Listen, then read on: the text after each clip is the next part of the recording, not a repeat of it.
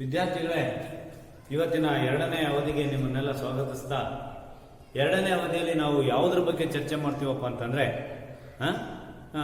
ಉತ್ತರದ ಮೈದಾನಗಳ ಪ್ರಾಮುಖ್ಯತೆ ಬಗ್ಗೆ ಚರ್ಚೆ ಮಾಡ್ತೀವಿ. ಈಗ ನಾವು ಹಿಮಾಲಯ ಪರ್ವತಗಳ ಬಗ್ಗೆ ಚರ್ಚೆ ಮಾಡಿದ್ವಿ. ಅದೇ ರೀತಿ ಉತ್ತರದ ಮೈದಾನಗಳ ಬಗ್ಗೆನೂ ಕೂಡ ಕೆಲವೊಂದು ಪ್ರಾಮುಖ್ಯತೆಗಳನ್ನು ನಾವು ಉತ್ತರದ ಮೈದಾನವೂ ಕೂಡ ಕೆಲವೊಂದು ಪ್ರಾಮುಖ್ಯತೆಗಳನ್ನು ಒಳಗೊಂಡಿದೆ. ಆ ಉತ್ತರದ ಮೈದಾನ ಯಾವ್ಯಾವ ಪ್ರಾಮುಖ್ಯತೆಗಳನ್ನು ಒಳಗೊಂಡಿದೆಯಪ್ಪ ಅಂತಂದರೆ, ಹಿಮಾಲಯ ಪರ್ವತಗಳಂತೆ ಇದರಲ್ಲೂ ಕೂಡ ಒಂದು ಹೆಚ್ಚಿನ ಒಂದು ಪ್ರಾಮುಖ್ಯತೆಗಳು ನಮ್ಮ ದೇಶಕ್ಕೆ ಸಂಬಂಧಪಟ್ಟಂತೆ, ನಮ್ಮ ದೇಶದ ಜನರಿಗೆ ಸಂಬಂಧಪಟ್ಟಂತೆ ಈ ಉತ್ತರ ಮೈದಾನದಲ್ಲಿ ಇದ್ದಾವೆ. ಉತ್ತರ ಮೈದಾನ ವಿಶಾಲವಾಗಿರ್ತಕ್ಕಂಥ ಫಲವತ್ತಾದಂಥ ಭೂಮಿ.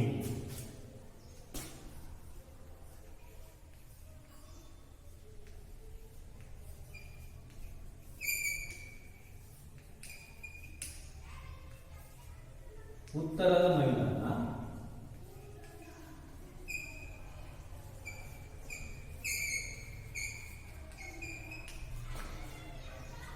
ವಿಶಾಲವಾಗಿದ್ದು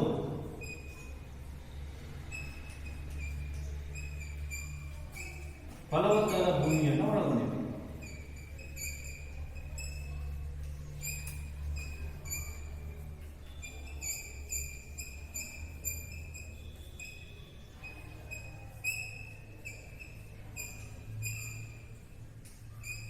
ವಿದ್ಯಾರ್ಥಿಗಳೇ, ಫಲವತ್ತಾದ ಭೂಮಿ ಹೆಂಗ್ ಬಂತು? ಉತ್ತರದ ಮೈದಾನದಲ್ಲಿ ಫಲವತ್ತಾದ ಭೂಮಿ ಹೆಂಗ್ ಬಂತು, ಬೇರೆ ಕಡೆ ಯಾಕಿಲ್ಲ ಅಂತಂದ್ರೆ, ನಾನು ಆಗ್ಲೇ ನಿಮ್ಗೆ ಹೇಳಿದೆ, ಸಟ್ಲೇಜ್, ಗಂಗಾ, ಬ್ರಹ್ಮಪುತ್ರ ನದಿಗಳು ಇದಾವಲ್ಲ, ಈ ಸಟ್ಲೇಜ್, ಗಂಗಾ, ಬ್ರಹ್ಮಪುತ್ರ ನದಿಗಳು ಹುಟ್ಟಿ ಎಲ್ಲಿ ಹುಡ್ತವೆ? ಹಿಮಾಲಯ ಪರ್ವತದಲ್ಲಿ ಹುಡ್ತವೆ. ಪರ್ವತದಲ್ಲಿಟ್ಟು ಕೆಳಗೆ ಹರಿದು ಬರುವಂತ ಸಂದರ್ಭದಲ್ಲಿ ಏನು ಅವು ಕಸ ಕಡ್ಡಿಗಳನ್ನೆಲ್ಲ ಹೊತ್ಕೊಂಡು ಬಂದು ಬಗ್ಗಡದ ರೂಪದಲ್ಲಿದ್ದಂಥ ಮಣ್ಣನ್ನು ತಂದು ಅಲ್ಲಿ ಬಿಡುತ್ತೆ. ಅದು ಅತ್ಯಂತ ಫಲವತ್ತಾಗಿ ಮಾರ್ಪಡುತ್ತೆ. ಆದ್ರಿಂದಲೇ ಉತ್ತರದ ಮೈದಾನ ತುಂಬಾ ಫಲವತ್ತಾಗಿದೆ ಅಂತ ಹೇಳ್ತಾರೆ. ಹಾಗಾಗಿ ಅದರ ಜೊತೆಗೆ ಉತ್ತರದ ಮೈದಾನದಲ್ಲಿ ಸರ್ವಕಾಲಿಕ ನದಿಗಳಿವೆ. ಏನ್ ಹೇಳ್ರಿ ಸರ್ವಕಾಲಿಕ ಅಂದ್ರೆ? ಎಲ್ಲೋ ಕಾಲದಲ್ಲಿಯೂ ಹರಿಯುವಂತ ನದಿಗಳು, ಸರ್ವಕಾಲಿಕ ಜೀವಂತ ನದಿಗಳು ಆ ಉತ್ತರದ ಮೈದಾನದಲ್ಲಿ ಹರಿತವೆ.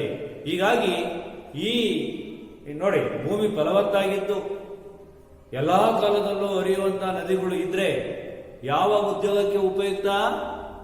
ಅದು ಆ ಭೂಮಿ ಕರೆಕ್ಟ್ ವ್ಯವಸಾಯಕ್ಕೆ ಉಪಯುಕ್ತ. ಹಾಗಾಗ್ಬಿಟ್ಟು ಉತ್ತರದ ಮೈದಾನದಲ್ಲಿ ಸರ್ವಕಾಲಿಕ ನದಿಗಳು ಹರಿಯೋದ್ರ ಜೊತೆಗೆ ಸರ್ವಕಾಲಿಕ ನದಿಗಳು ಹರಿಯುತ್ತವೆ. ಆದ್ದರಿಂದ ಉತ್ತರದ ಮೈದಾನ ಕೃಷಿಗೆ ಉಪಯುಕ್ತವಾಗಿದೆ.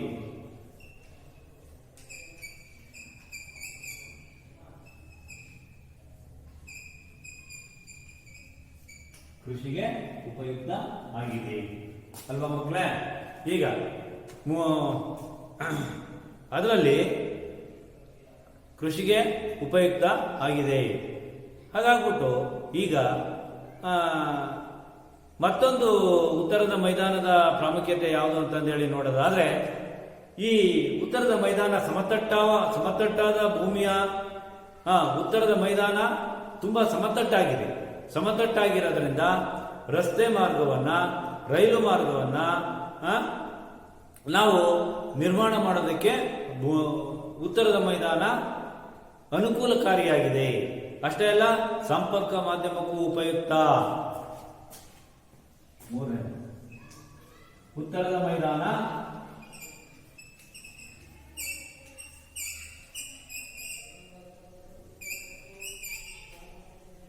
ಸಮತಟ್ಟಾಗಿದ್ದು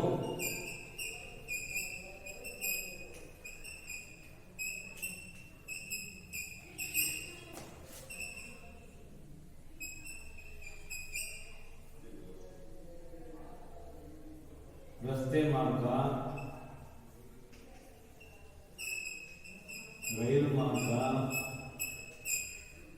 ನಿರ್ಮಾಣಕ್ಕೆ ಅನುಕೂಲಕಾರಿಯಾಗಿರುವುದಲ್ಲದೆ ಸಂಪರ್ಕ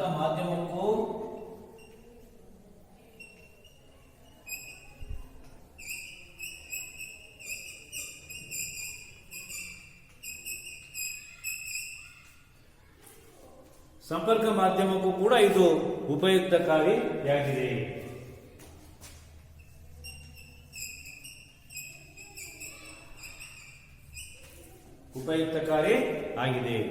ಅಷ್ಟೇ ಅಲ್ಲ, ಇಲ್ಲಿ ಏನು ಇಲ್ಲಿ ಅಂತಂದ್ರೆ ಉತ್ತರದ ಮೈದಾನಗಳು.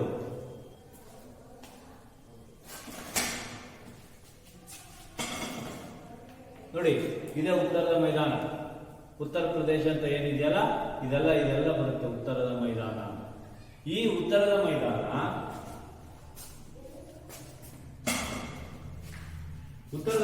ಸಂಪರ್ಕ ಮಾಧ್ಯಮ ಸ್ಥಾಪನೆಗೂ ಕೂಡ ಪ್ರಾಮುಖ್ಯತೆಯನ್ನ ಗಳಿಸಿದೆ, ಉಪಯುಕ್ತಕಾರಿಯಾಗಿದೆ. ಅಷ್ಟೇ ಅಲ್ಲ, ಈ ಉತ್ತರದ ಮೈದಾನದಲ್ಲಿ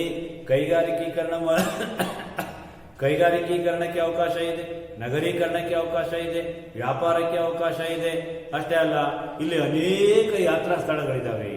ಈ ಅನೇಕ ಯಾತ್ರಾ ಸ್ಥಳಗಳಿದ್ದಾವೆ ಏನಾಗಿದ್ದಾವೆ, ಪ್ರತಿ ವರ್ಷನೂ ಯಾತ್ರಾರ್ಥಿಗಳನ್ನ ವಿವಿಧ ದೇಶಗಳಿಂದ ನಮ್ಮ ದೇಶೀಯ ಜನಗಳಿಂದನೂ ಕೂಡ ಆಕರ್ಷಣೆ ಮಾಡಿ ಅವರಿಂದಲೂ ನಮ್ಮ ದೇಶಕ್ಕೆ ಹೆಚ್ಚಿನ ಒಂದು ವಿದೇಶಿ ವಿನಿಮಯ ಮತ್ತೆ ಹಣ ಎಲ್ಲವೂ ಕೂಡ ಬರ್ತಾ ಇದೆ, ಬರುವಂತ ಕೆಲಸ ಆಗುತ್ತೆ. ಹಂಗಾಗ್ಬಿಟ್ಟು ಉತ್ತರದ ಮೈದಾನದಲ್ಲಿ ನಗರೀಕರಣ ಇದೆ,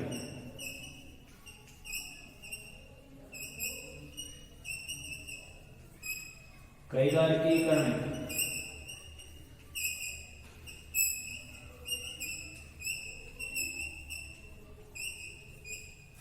ಅಷ್ಟೇ ಅಲ್ಲ ವ್ಯಾಪಾರ,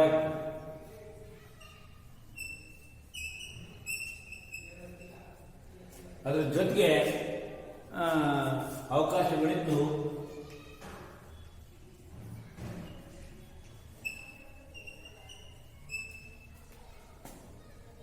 ಯಾತ್ರಾ ಸ್ಥಳಗಳನ್ನು ಕೂಡ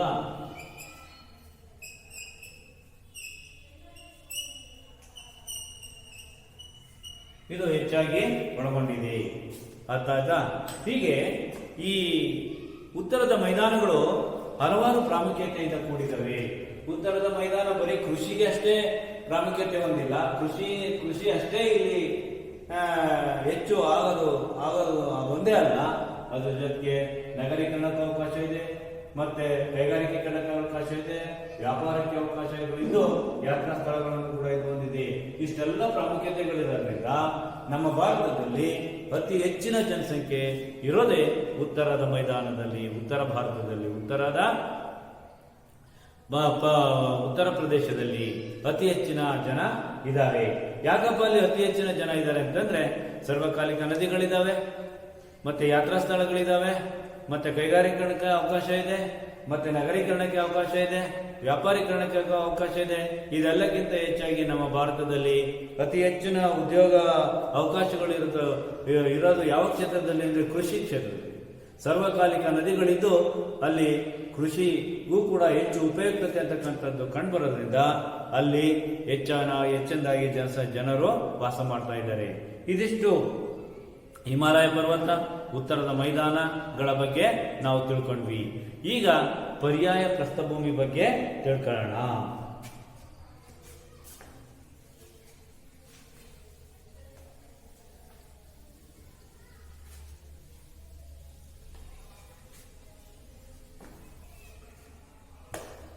ಮಕ್ಕಳ, ಪರ್ಯಾಯ ಪ್ರಸ್ಥಭೂಮಿ ಅಂದ್ರೆ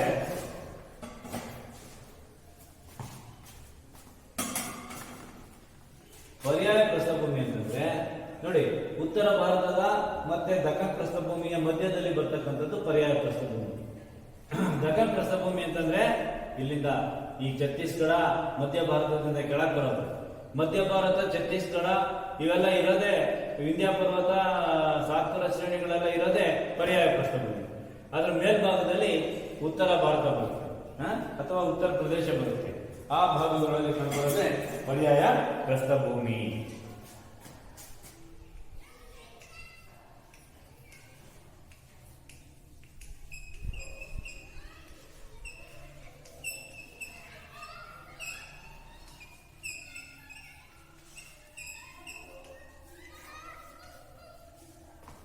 ಪರ್ಯಾಯ ಪ್ರಸ್ಥಭೂಮಿ.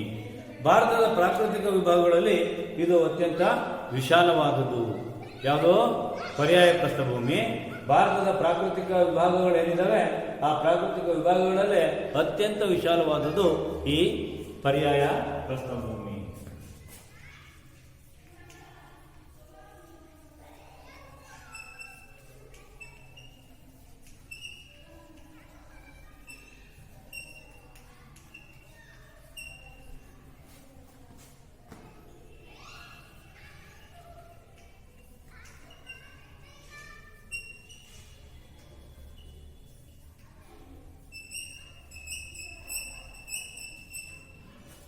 ಭಾರತದ ಪ್ರಾಕೃತಿಕ ವಿಭಾಗಗಳಲ್ಲಿ ಪರ್ಯಾಯ ಪ್ರಸ್ಥಭೂಮಿ ತುಂಬಾ ವಿಶಾಲವಾದದ್ದು. ಅಷ್ಟೇ ಅಲ್ಲ, ಗೊಂಡ್ವಾನ ಭೂಭಾಗಕ್ಕೆ ಸೇರಿದ್ದು. ಗೊಂಡ್ವಾನ ಭೂಭಾಗಕ್ಕೆ ಸೇರಿದ್ದು.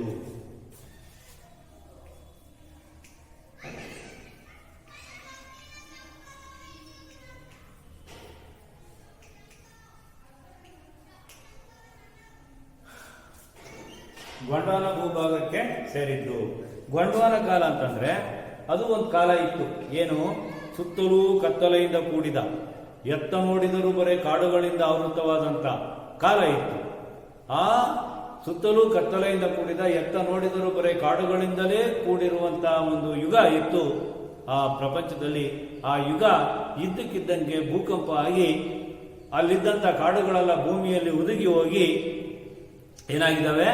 ಕಲ್ಲಿದ್ದಲುಗಳಾಗಿ ಮಾರ್ಪಟ್ಟು ಅಂತಹ ಒಂದು ಕಾಲ ಇತ್ತು. ಆ ಕಾಲಕ್ಕೆ ಸೇರಿದ್ದು ಈ ಪರ್ಯಾಯ ಪ್ರಸ್ಥಭೂಮಿ ಅಂತಂದ್ರೆ ಅಲ್ಲಿಂದ ಇಲ್ಲಿಗೆ ಎಷ್ಟು ವರ್ಷಗಳಾಗಿದ್ದಾವೆ, ಎಷ್ಟು ವರ್ಷಕ್ಕೆ ಇದು ಹಳೆಯದು, ಎಷ್ಟು ವರ್ಷಕ್ಕೆ ಈ ಪರ್ಯಾಯ ಪ್ರಸ್ಥಭೂಮಿ ಹಳೆಯದು ಅನ್ನೋದನ್ನ ನಾವು ಲೆಕ್ಕ ಹಾಕಿಕೊಳ್ಬೇಕಾಗ್ತದೆ. ಅಷ್ಟು ಪುರಾತನ ಕಾಲಕ್ಕೆ ಸೇರಿದ್ದು ಪರ್ಯಾಯ ಪ್ರಸ್ಥಭೂಮಿ. ಅಷ್ಟೇ ಅಲ್ಲ, ಪುರಾತನ ಶಿಲೆಗಳಿಂದ ಏನಾಗಿದೆ? ಈ ಪ್ರಸ್ಥಭೂಮಿ ರಚಿತವಾಗಿದೆ. ತುಂಬಾ ಹಳೆಯ ಕಾಲದ ಶಿಲೆಗಳಿಂದ, ಪುರಾತನ ಶಿಲೆಗಳಿಂದ ಈ ಪರ್ಯಾಯ ಪ್ರಸ್ಥಭೂಮಿ ರಚಿತವಾಗಿದೆ.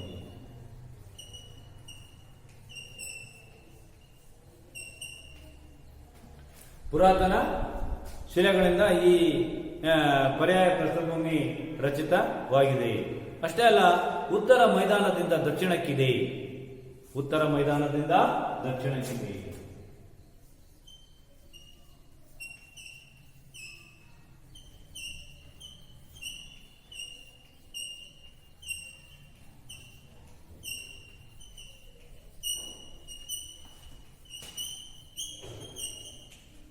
ನೋಡಿ,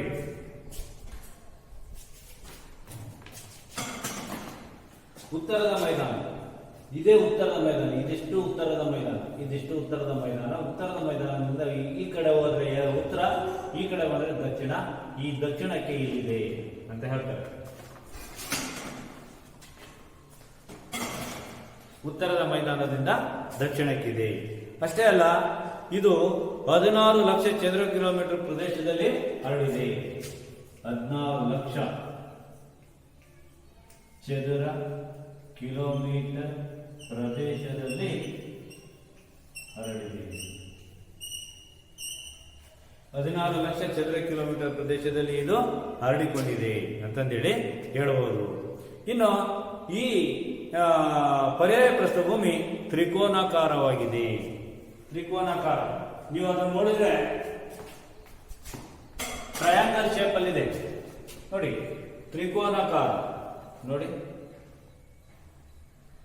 ಇದನ್ನೇ ತ್ರಿಕೋನಾಕಾರ ಅಂತ ಕರಿತೀವಿ ಈ ಶೇಪ್. ಹಾಗಾಗ್ಬಿಟ್ಟು ಇದು ತ್ರಿಕೋನಾಕಾರವಾಗಿದೆ.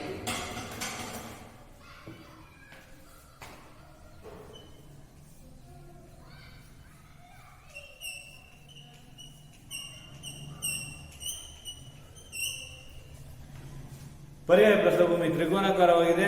ಅಷ್ಟೇ ಅಲ್ಲ, ಈ ಪರ್ಯಾಯ ಪ್ರಸ್ಥಭೂಮಿಯ ದಕ್ಷಿಣ ತುದಿ ಏನಾಗುತ್ತೆ? ಕನ್ಯಾಕುಮಾರಿ ಭೂಶಿರ ಆಗಿದೆ. ಅಂದ್ರೆ ಈ ಪರ್ಯಾಯ ಪ್ರಸ್ಥಭೂಮಿಯ ದಕ್ಷಿಣ ತುದಿ ಯಾವಪ್ಪ ಅಂತಂದ್ರೆ ಇಲ್ಲಿ ಬರ್ತಕ್ಕಂಥ ಕನ್ಯಾಕುಮಾರಿ ಭೂಶಿರ. ಇಲ್ಲಿ ಬರ್ತಕ್ಕಂಥ ಕನ್ಯಾಕುಮಾರಿ ಭೂಶಿರ.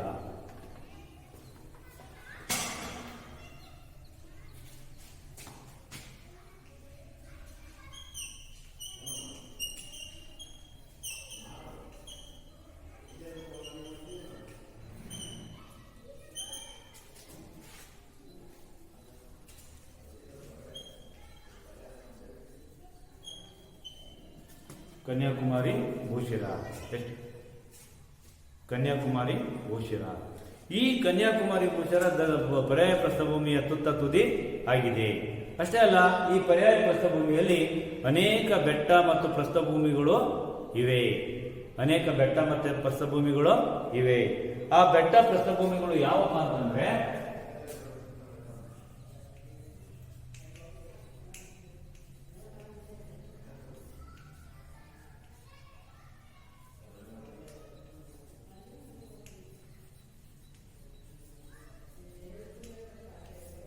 ಮೊದಲನೇದಾಗಿ ಬೆಟ್ಟ ಯಾವ್ಯಾವ ನೋಡೋಣ.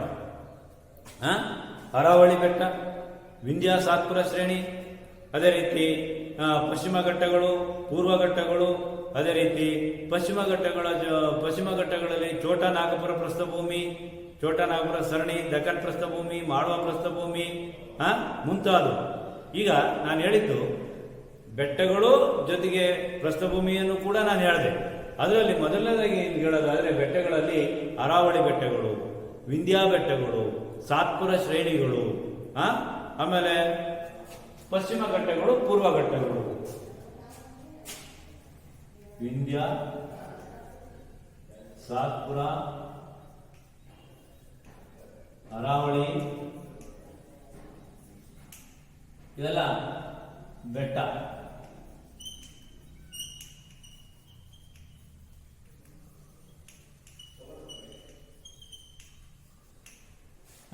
ವಿಂಧ್ಯ ಬೆಟ್ಟಗಳು, ಸಾತ್ಪುರ ಬೆಟ್ಟಗಳು, ಮತ್ತೆ ಅರಾವಳಿ ಬೆಟ್ಟಗಳು, ಅದಾದ್ಮೇಲೆ ಇವು ಮೈಕಲ್ ಬೆಟ್ಟಗಳು, ಮಹಾದೇವ ಬೆಟ್ಟಗಳು, ಇವೆಲ್ಲವುಗಳು ಕೂಡ ಸೇರ್ಕೊಂತವೆ ಇದರಲ್ಲಿ.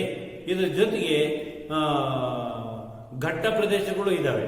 ಅವ್ಯಾವ ಅಂತಂದ್ರೆ ಪೂರ್ವ ಘಟ್ಟ, ಪಶ್ಚಿಮ ಘಟ್ಟ.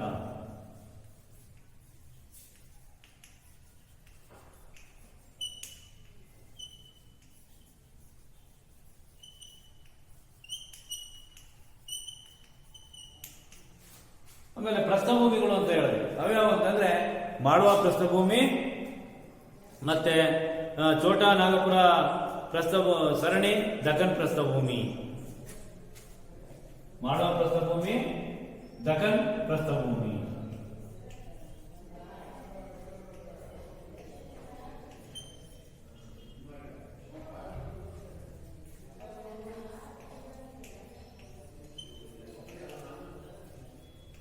ಮಾಳ್ವ ಪ್ರಸ್ಥಭೂಮಿ ಮತ್ತು ದಕ್ಕನ್ ಪ್ರಸ್ಥಭೂಮಿಗಳು ಕೂಡ ಸೇರಿದವೆ.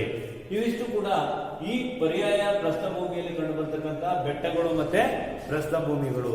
ಇದಾದ್ಮೇಲೆ ಅರಾವಳಿ ಸರಣಿ ಇದೆಯಲ್ಲ, ಇದು ಅತ್ಯಂತ ಪುರಾತನವಾಗಿರ್ತಕ್ಕಂಥ ಮಡಿಕೆ ಪರ್ವತ ಆಗಿದೆ. ಇಲ್ಲಿ ನಿಮ್ಗೆ ಅರಾವಳಿ ಸರಣಿ ತೋರಿಸೋದಾದ್ರೆ ಅರಾವಳಿ ಸರಣಿ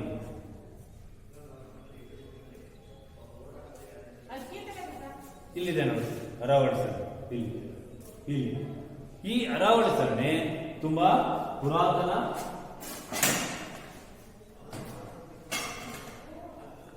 ಪುರಾತನವಾಗಿರ್ತಕ್ಕಂಥ ಒಂದು ಮಡಿಕೆ ಪರ್ವತ ಆಗಿದೆ.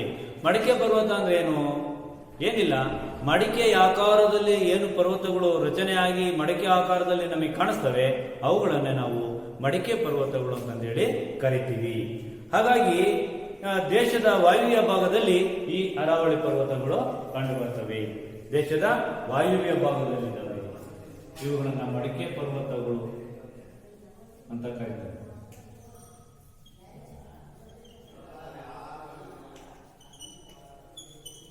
ಮಡಿಕೆ ಪರ್ವತಗಳು ಜೊತೆಗೆ ವಾಯುವ್ಯ ಭಾಗದಲ್ಲಿ.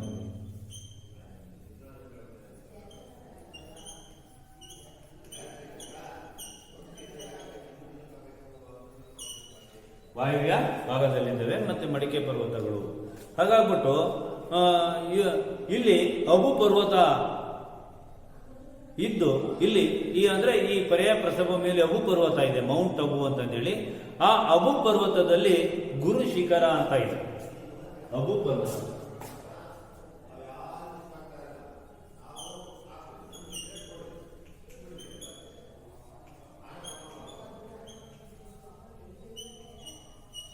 ಗುರು ಶಿಖರ ಏನಾಗಿದೆ, ತುಂಬಾ ಅತಿ ಎತ್ತರವಾದಂತಹ ಶಿಖರ ಆಗಿದೆ.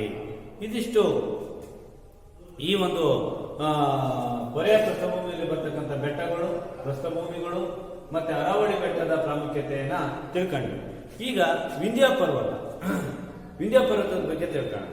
ವಿಂಧ್ಯ ಪರ್ವತನೂ ಕೂಡ ವಿಂಧ್ಯ ಮತ್ತು ಸಾತ್ಪುರ ಶ್ರೇಣಿ ಅಂತ ಇಲ್ಲಿ ಬರುತ್ತೆ. ವಿಂಧ್ಯ ಮತ್ತೆ ಸಾತ್ಪುರ ಶ್ರೇಣಿ ಅಂತ ಇಲ್ಲಿದೆ.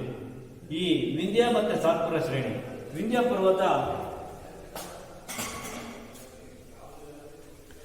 ಪರ್ವತ ಏನಾಗಿದೆ, ಇದು ಕೂಡ ನರ್ಮದಾ ನದಿ ಕಣಿವೆಯ ಉತ್ತರದ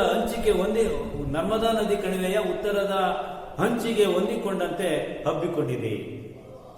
ವಿಂಧ್ಯ ಪರ್ವತ ನರ್ಮದಾ ನದಿ ಸರಣಿಯ ಉತ್ತರದ ಅಂಚಿಗೆ ಹೊಂದಿಕೊಂಡಂತೆ ಹಬ್ಬಿದೆ. ಇವುಗಳ ದಕ್ಷಿಣಕ್ಕೆ ನರ್ಮದಾ ಮತ್ತೆ ತಾಪಿ ನದಿಗಳಿದಾವೆ. ಇದಾವೆ. ನೋಡ್ರಿ, ಇದು ವಿಂಧ್ಯ ಪರ್ವತ ಇದ್ರೆ ಇಲ್ಲಿ ಇದರ ದಕ್ಷಿಣಕ್ಕೆ ಇಲ್ಲಿ ನರ್ಮದಾ ಮತ್ತೆ ತಾಪಿ ನದಿಗಳನ್ನ ನಾವು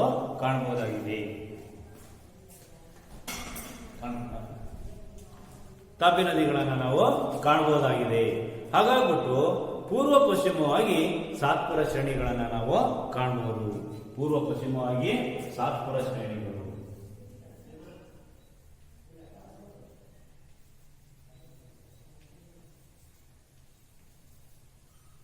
ಪೂರ್ವ ಪಶ್ಚಿಮವಾಗಿ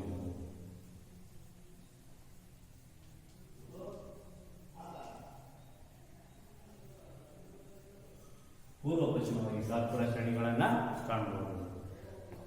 ಇಷ್ಟಿರಲಿ ಮಕ್ಕಳ. ಈಗ ಇದಕ್ಕೆ ಸಂಬಂಧಪಟ್ಟಂತೆ ಒಂದೆರಡು ಹೋಮ್ವರ್ಕ್ ಕ್ವಶನ್ ಬರ್ಕೊಡ್ರಿ. ತುಂಬಾ ಸರಳವಾದಂಥ ಪ್ರಶ್ನೆಯನ್ನ ಕೊಡ್ತೀನಿ, ಮನೆಗೆ ಬರ್ಕೊಂಡು ಬಂದು ತೋರಿಸ್ಬೇಕು.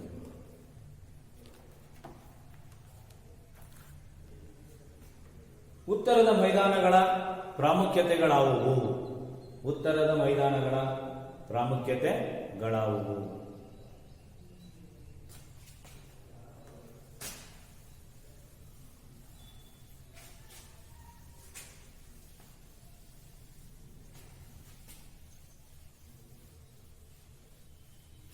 ಆಮೇಲೆ ಪರ್ಯಾಯ ಪ್ರಸ್ಥಭೂಮಿ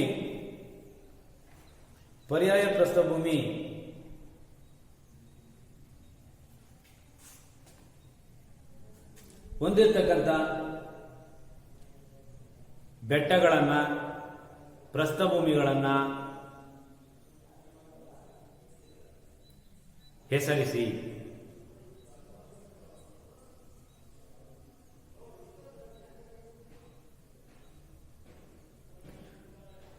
ನೆಕ್ಸ್ಟ್ 3ನೇ ಕ್ವಶನ್ ಬರ್ಕೊಳ್ರಿ.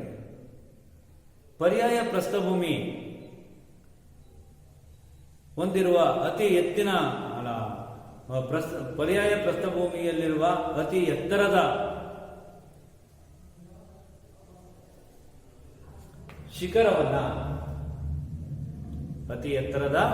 ಶಿಖರವನ್ನ ಹೆಸರಿಸಿ. ಹೀಗಾಗಿ ಮಕ್ಕಳೇ, ಇಷ್ಟು ವಿಚಾರಗಳನ್ನ ನಾನು ಹಿಮಾಲಯ ಪರ್ವತ ಮತ್ತೆ ಭಾರತದ ಪರ್ಯಾಯ ಪ್ರಸ್ಥಭೂಮಿ, ಉತ್ತರದ ಮೈದಾನಗಳ ಬಗ್ಗೆ ನಾನು ನಿಮ್ಗೆ ಹೇಳಿದೆ. ಈಗ ಪರ್ಯಾಯ ಪ್ರಸ್ಥಭೂಮಿಯಲ್ಲಿ ಪೂರ್ವ ಘಟ್ಟ ಮತ್ತೆ ಪಶ್ಚಿಮ ಘಟ್ಟಗಳನ್ನ ಹೇಳಲಿಲ್ಲ ನೀವು, ಬೆಟ್ಟಗಳ ಬಗ್ಗೆ ಹೇಳಿದೆ. ಪರ್ಯಾಯ ಪ್ರಸ್ಥಭೂಮಿಯಲ್ಲಿರ್ತಕ್ಕಂಥ ಬೆಟ್ಟಗಳ ಬಗ್ಗೆ, ಪ್ರಸ್ಥಭೂಮಿ ಬಗ್ಗೆ, ಪರ್ವತ ಸರಣಿಗಳ ಬಗ್ಗೆ ಹೇಳಿದೆ, ಘಟ್ಟಗಳ ಬಗ್ಗೆ ಹೇಳಲಿಲ್ಲ. ಪರ್ಯಾಯ ಪ್ರಸ್ಥಭೂಮಿ 2 ಘಟ್ಟಗಳನ್ನು ಒಳಗೊಂಡಿದೆ, ಪೂರ್ವ ಘಟ್ಟಗಳು ಮತ್ತೆ ಪಶ್ಚಿಮ ಘಟ್ಟಗಳು ಅಂತ. ಈ ಪೂರ್ವ ಘಟ್ಟಗಳು, ಪಶ್ಚಿಮ ಘಟ್ಟಗಳು ಹಾಗೂ ಪೂರ್ವ ಕರಾವಳಿ, ಪಶ್ಚಿಮ ಕರಾವಳಿ ಇವುಗಳ ಬಗ್ಗೆ ನಾವು ನಂತರದ ತರಗತಿಯಲ್ಲಿ ಅಭ್ಯಾಸ ಮಾಡೋಣ. ಇಲ್ಲಿಗೆ ಇವತ್ತು ಸಾಕು.